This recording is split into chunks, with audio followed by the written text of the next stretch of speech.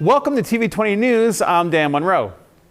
Coming up on today's news, Mary McNamara, Cleveland's director of the Department of Aging, spoke with me about the many services available for senior citizens during these cold winter months. Then I spoke with Tyson Mitchell, the city's director of equal opportunity, about how Cleveland is helping the Hispanic community secure project contracts within the city. And later, Mayor Justin Bibb read to some youngsters on Martin Luther King Day at the East 131st Street branch of the Cleveland Public Library. But first, let's hear from Public Health Director Dr. David Margolius about the health impact cold weather has on all of us. The biggest risks that we worry about for Cleveland residents in cold weather is hypothermia, frostbite, and heart attacks. So you have an increased risk of your heart stopping and having a heart attack because of the cold weather, because of high blood pressure and your blood becoming thicker. But you can become more dehydrated, you can become confused, your skin can burn. All those can be signs of the consequences of cold weather. In Cleveland, we worry most about folks who are older, the elderly. We have cases or have heard of cases where folks over 60 have passed away in their own home because the heat was not high enough in their home. Wind chill and precipitation can really increase the risk of hypothermia and other consequences of cold weather because it just submerges you in that colder environment. One of the things I want to highlight is that in your home on a cold day, really try to keep your thermostat up above 68 for most of the day when you're not in bed. When you're in bed, when you're going to sleep, you can have lots of blankets and wear layers and that sort of thing, but during the day above 68, because we've had cases where people have died of hypothermia when their thermostat was set at below 65, something like 60 to 65, especially in the elderly.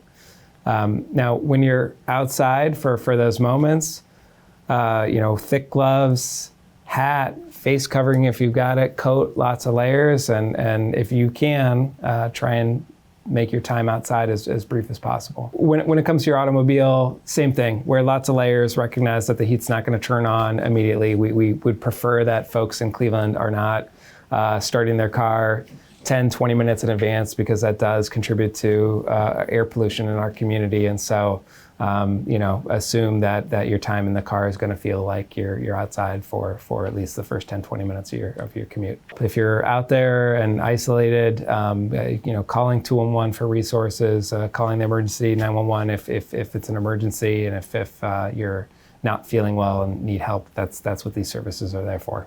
So anytime that there is a winter weather advisory or some kind of cold weather alert from the Weather Service, we operate our warming shelters. And so that's 4 of our rec centers that we turn into warming shelters where we've got hospitality services. Folks will be there to support you. And if you need shelter overnight, we'll make sure you get to a safe place to stay.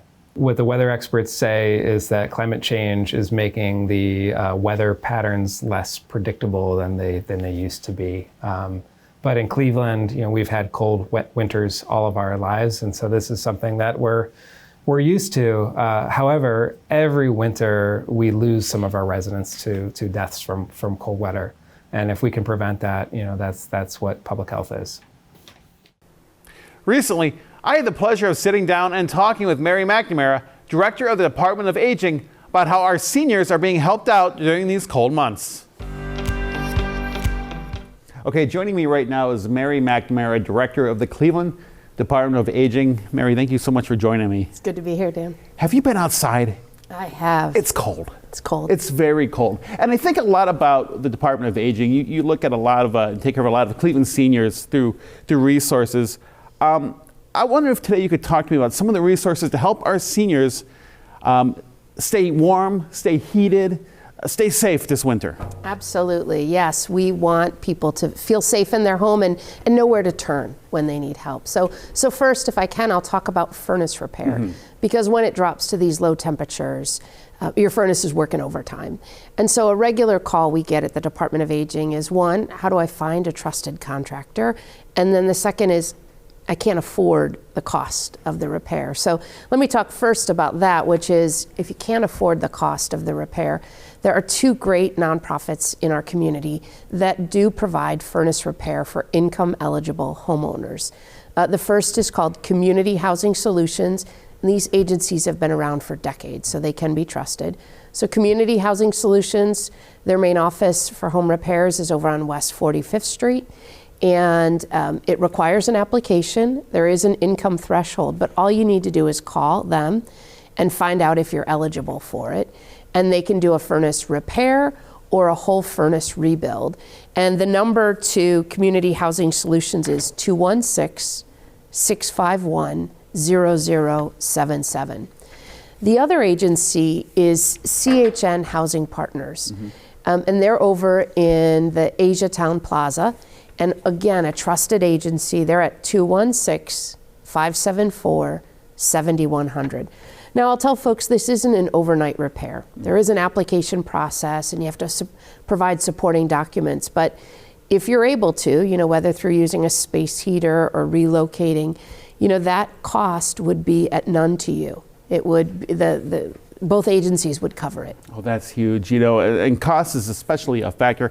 But let's say we have, a lot of our seniors are probably on fixed incomes, and their heating rates, their gas rates skyrocket. Are there any programs that can help them lower the cost a little bit to make it a little bit easier? Absolutely. So people might be familiar with this phrase HEAP. It stands for the Home Energy Assistance Program. And that's a statewide program through the Ohio Department of Development. And there's two phases to it. There's regular HEAP, which people can apply every year for, and it arrives as a credit on your bill. Those applications we have in the Department of Aging. You can also find those online. There are income eligibility that I think you'll show on the screen for it, but it's a benefit someone could get every year. And I hear seniors call and tell me, Mary, that saved me $300 on my gas bill. And in a month like this, where it's dropping to 5 degrees next week, your gas bill is going to really spike. And so that's regular HEAP. There's also emergency HEAP. So if you can't wait that time to get that credit and you need help right now, it's in disconnect status or it's already been disconnected, you can apply for what's called the HEAP Winter Crisis Program. Okay. And you do that by calling one number, which is 216-350-8008. This program goes through March 21st of 25. And essentially, through this program, the reconnection fee is paid to get your utilities back on. So that $175, and then additional funds often to help support the high bill that you had. So that's called emergency HEAP. But Dan, if I could, I would also just like to mention the Winter Reconnect Order. So that is different than HEAP, but this comes from the state again, and it's if someone's electric or natural gas is getting ready to be shut off or is already shut off, a customer can walk into their utility and pay $175 through this winter season. This ends April 15th, and it gets turned on for $175. Now, whatever the remaining balance is, you put on a payment plan for it. Great. But someone could get it turned on tomorrow. And that's important to know. That's the Winter Reconnect Order. Now, I should say that, Mary's given out some great information. This is all in this handy pamphlet, this newsletter. These resources and even more. How can people watching get this newsletter, this pamphlet? It is hard to keep up with this all, and that's why we created this. So we have thousands of these in the office. We've distributed them around the community. Someone could call the Department of Aging at 216-664-2833. It's also online on the city's webpage. Look for the blue flyer. We'll mail it out to you. We'll walk you through these steps and match you with what you need if you call us. Of course, you have a great team over there at Department of Aging. If someone calls and says, I'm trying to go through this paperwork, I'm having trouble, is there any kind of assistance? Application assistance is one of the key services we provide. Collecting the documents, making copies, dropping off. A team member did that yesterday for a furnace repair for someone, so absolutely. I've been thinking a lot about our seniors, and I think a lot about even our residents who live in apartments in town where all of a sudden the heat is just not on and they're not getting any answers. What can someone do if they're in an apartment and the heat just conks out, but the landlord's not getting back to them? Are there any kind of recourse they can take. Yeah, that's a scary situation, right? Because you're not responsible for it as the renter. And so I would say the first thing to do is call the city's 311 number. So that's dialing on your phone, just 3 digits, 311. You're going to be connected to a live person, and you're going to tell them the address, and they will route that to building and housing. If someone calls our department with that issue, that's the same thing we do via 311, and we alert building and housing so they can quickly get out there and see what's going on, contact the landlord if necessary, connect someone to warming centers. The city has stood up warming centers on these very cold days, so we want to hear from them, and then we'll walk them through that. You know, and finally, we talked about a lot of the resources available for our seniors, but in this handy brochure, there is a section of winter weather safety tips. Mary, let's go through a couple of these. Talk about some big safety tips. Sure, well, I'll tell you one I did today. The shoes I'm wearing now are not the shoes I left the house in. So putting proper footwear on when you're going outside. I put on boots that have a sturdier sole and would protect me more from the risk of falling. So that's one of the steps you can take to prevent falls. I think you want to make sure that if you have to use a space heater, you want to make sure you give a space heater space. So nothing should be within 3 feet of the radius of that. I also, be a winter buddy to someone else. Check in on neighbors. Make sure they have heat. Maybe lend a hand and be a snow buddy and shovel for someone else that is at a higher risk for falling. Mary, everything here is just fantastic. Again, how can people get this brochure? How can they contact the Department of Aging? Call us, 216-664-2833. You're going to talk to a live person, and they're going to get you set up. Great advice. Mary McNamara, Director of the Department of Aging, thank you so much for talking with me today. Thanks, Dan. During times of intense cold, it's important to make sure your house, and especially your water pipes, are protected. Follow these simple tips to make sure your pipes don't freeze. Keep your thermostats at the same temperature during the day and night, usually around 68 degrees. Open your bathroom and kitchen cabinets to keep warm air flowing around your plumbing. Let your faucets drip overnight. A small trickle of cold water can prevent your pipes from freezing. And finally, keep those garage doors closed, especially with water lines if they run through them.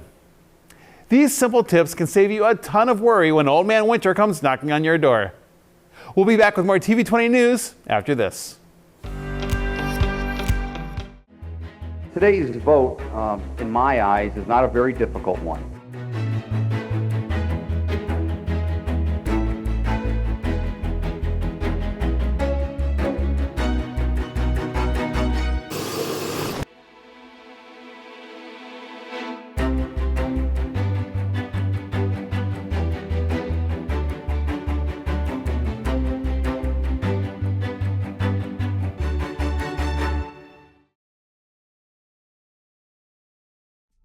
Hello, I'm Michelle Princeton, and I'm a licensed social worker working for the Social Support Service Unit out of the Mayor's Office of Prevention Intervention Opportunities for Youth and Young Adults.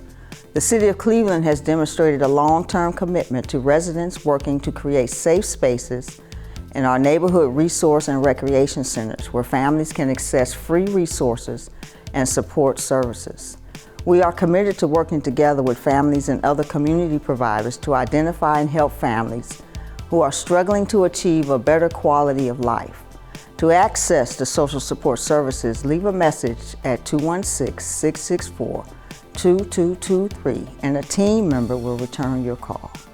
Our work includes referring individuals to appropriate services such as medical, hospital-related, long-term counseling, public assistance, veterans benefits, Social Security, Medicare, Medicaid, food stamps, housing assistance, Head Start, and student loans. We also provide support and guidance for youth and young adults in addressing stigmatization, scapegoating, labeling, bullying, substance abuse, and unhealthy relationships.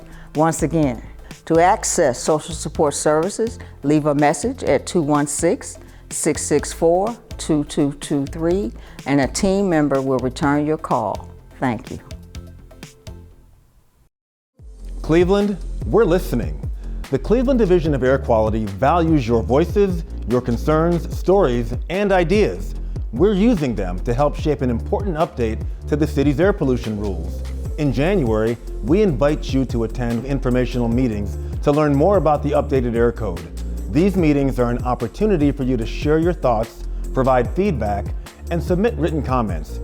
Join us in January, make your voice heard, and help make a difference in the health of our community. Together, we can create cleaner air for Cleveland. Welcome back to TV20 News. I'm Dan Monroe. I recently sat down with Tyson Mitchell, the Director of Equal Opportunity, to discuss an event they recently held called The Art of Doing Business with Cleveland. Joining me now is Tyson Mitchell, Director of Equal Opportunity for the City of Cleveland. Tyson, thank you so much for sitting down with me today. Glad to be here. So recently there was a big event in the city of Cleveland Rotunda that we're airing right now on TV20 and on our YouTube page, The Art of Doing Business in Cleveland. Tell me about that event. What was that all about? This was an event that I talked to the mayor about reaching out to those who've been historically left out of the city of Cleveland's economy. And we said we need to bring them to City Hall. So we created this event to help them, first of all, come to City Hall, but then secondly, show them a little bit about how do you do business with City Hall. So that was important to learn how to do business with City Hall, and that was why we did it. What group was this basically focused on? This event was specifically dedicated to Hispanic community. Oftentimes we don't see my Hispanic brothers and sisters on construction projects. So we figured that there are some issues. There's some disconnect between City Hall and the Hispanic community. So we intentionally brought them to the community to see how to do business with City of Cleveland. And what was brought up at this event? What were they learning? What did they take away from this?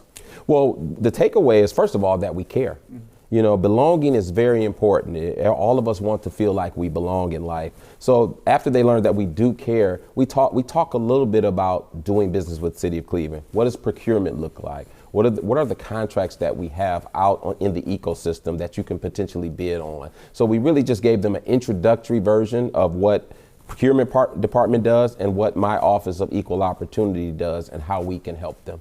So like looking at Hispanic contractors, even businesses too, you know, is this for anyone in the city, the Hispanic community can come in and learn about this? This event was for anyone, particularly, but it was specifically targeted for Hispanic businesses, from construction to restaurants to any type of business you can think of, because the city of Cleveland puts out a lot of contracts. So they're not just construction. We have many different contracts that go out. You know, one thing I liked about what this event was is also about bids. It seemed like that's a very confusing process for organizations to send in bids. Talk about that and how they can do that. Bidding, honestly, I'm an attorney, former attorney, and bidding is intimidating. I think particularly those who have the flashlight, who know how to navigate City Hall, they understand bidding. But those who do not have that flashlight, they slow down and don't come to City Hall. They just go out and do other projects. We want them to look at our bids online and then say, well, I can do that. So we're going to teach them how to bid going forward. You know, are there resources at the City Hall to help smaller organizations or like in our Hispanic community to actually write up these bids properly and send them in? Or is there help or an aid for that? Currently, the Office of Procurement, they have a schedule online in which businesses can sign up, and then they'll walk them through that. We are in the process of revitalizing that, and we're just putting some more energy behind it and adding the Office of Equal Opportunity as a partner on that. And we're going to partner with procurement to figure out how we can teach businesses, all businesses out there, how to do business with the City of Cleveland and bid on our contracts. Your office is interesting. How do you track and make sure that all hands are at the table getting their fair share of work? Well, the first thing we do is we analyze contracts and we say, is there some opportunity for minority and female and small business participation on that contract? And then our office sets goals. Generally, our goals are 15% MBE, minority business enterprise, 7% female business enterprise, and 8% Cleveland small business, for a total of 30%. So you're watching over everything, all work coming into the city. Yes, we are. We are putting a watchful eye on the contracts that go out and private development projects in which the city puts money into also. Okay. You know, talk about how, if people want more information about the Office of Equal Opportunity, where can they go? Well, you can definitely go to the City of Cleveland's website, and on that website, there's a tab for the Office of Equal Opportunity, or what we call for short OEO, and you can find more information about contracts and bids going forward. Now, going back to the event, The Art of Doing Business with the City, That word art has a play on two different meanings. The art of how you can actually do business, but art means something else that was really important to this event too. Yes, we wanted to tie this event to the Hispanic artwork that we had on the second floor this year, because of Director Rhonda Brown, bringing Hispanic artwork or just artwork to the city of Cleveland, to City Hall. We wanted to showcase the Hispanic artwork on the second floor, and that was a big hit, and they were really excited about including them in a special invitation. Imagine being invited to City Hall. It's a pretty prestigious honor, and they accepted it as such. Well, Director, I want to thank you so much for stopping by today. A lot we learned about your office and how people can do business with the city and have all hands at the table, like we said. So thank you so much for talking with me. Thank you very much, and I appreciate all that you do. We'll be back with more TV20 news right after this.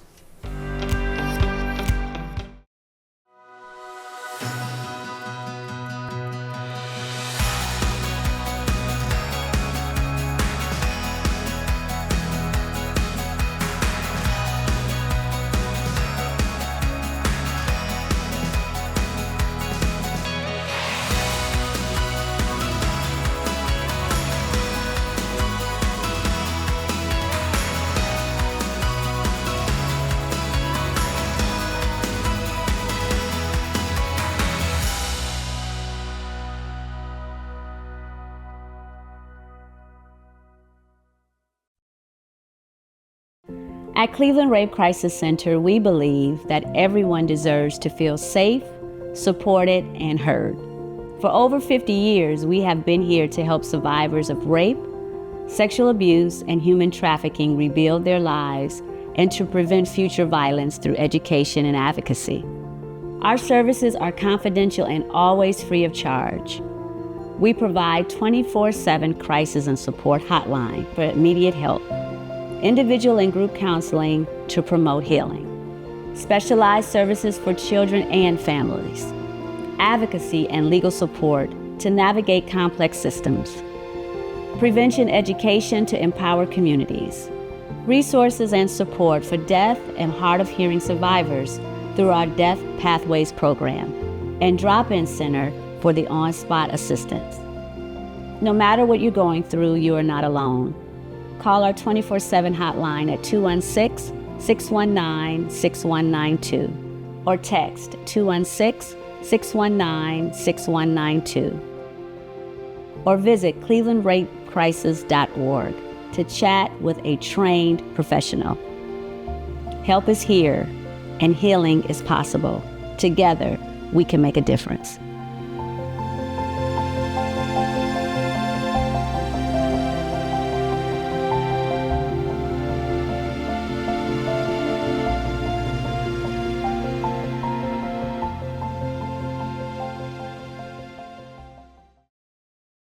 Cleveland Public Library is the People's University. As the center of learning for a diverse and inclusive community, Cleveland Public Library is much more than books. Our vision is to put opportunity within reach and empower people. We are a free resource for people of all ages and all abilities, from kindergartners learning to read, to teens discovering career paths, to adults and seniors pursuing new hobbies and interests. The library has something for everyone and offers a world of possibilities for you to discover and unlock.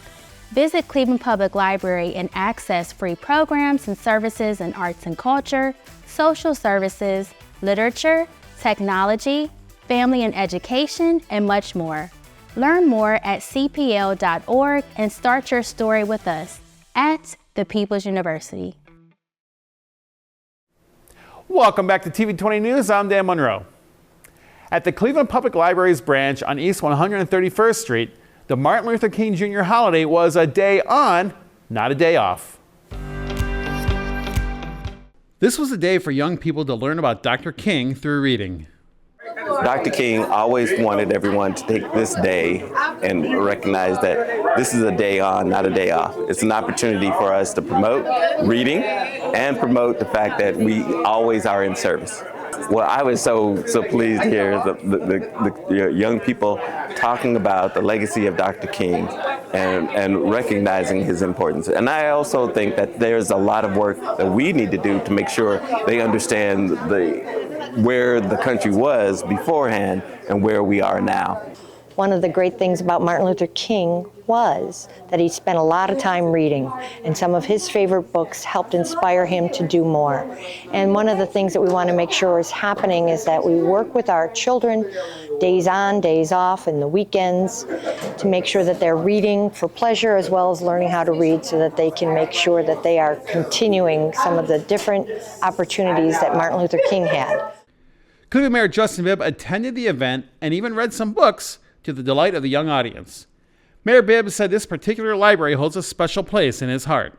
Not only is this day special, but this library is special to me. It's where I got my start as a kid, getting involved in the community, learning about the civil rights movement with all the books that were here. I would come here after school and just hang out. So I thought it was important to come to the library in the heart of Cleveland, Southeast Side, to talk about Dr. King's legacy and what he means to me as mayor, what he's done for Cleveland, and what he's done for our country. Among those in attendance listening to the mayor was Derek Smith Jr., who enjoyed the dialogue he also had with the mayor. Today at the Cleveland Public Library, we had Mayor Bibb. We had a discussion about the importance of Martin Luther King. So he asked us some questions. What was the importance of Martin Luther King, and so on. And I think that Martin Luther King, he was an important man. He did a lot for the black community. He helped a lot of people out. And he got arrested 29 times while doing this, but that still didn't stop him. So I feel like the main message that I'm learning from this is don't give up on your dreams, no matter what people think about you. Even the adults were equally excited about seeing the mayor this day. I mean, this has been an amazing day. I'm thrilled to have been invited to come out and just listen to the mayor at the Cleveland Public Library branch interact with children about Martin Luther King Jr. and his significance. And it's important for me that we spread, education through books, that we show that reading really is a change agent and a way that we can do service in honor of Dr. King. It was extraordinarily impressive to meet the mayor for the first time here at East 131, where he was inaugurated. And it was just so much fun to hear the interactions so authentic that he had with the kids. And then some of these kids that were really well versed on the history of civil rights. I felt like I was part of something big in the presence of greatness today. This was truly a day on, full of learning and dialogue, and not just a day off, thanks to the Cleveland Public Library. Catch TV20's newest programming, Beyond the Books, where we explore the past, present, and future of Cleveland's diverse hubs of education, with our first episode featuring the historic Martin Luther King Jr. branch of the Cleveland Public Library. We are constantly uploading new content on our TV20 Cleveland YouTube page, so make sure you hit that subscribe button so you don't miss out on anything. You can also connect with TV20 Cleveland on your favorite social media platforms like Facebook, Instagram, and X. Thanks for watching TV20 News. I'm Dan Monroe. Be sure to stay tuned for more on TV20. We are Cleveland.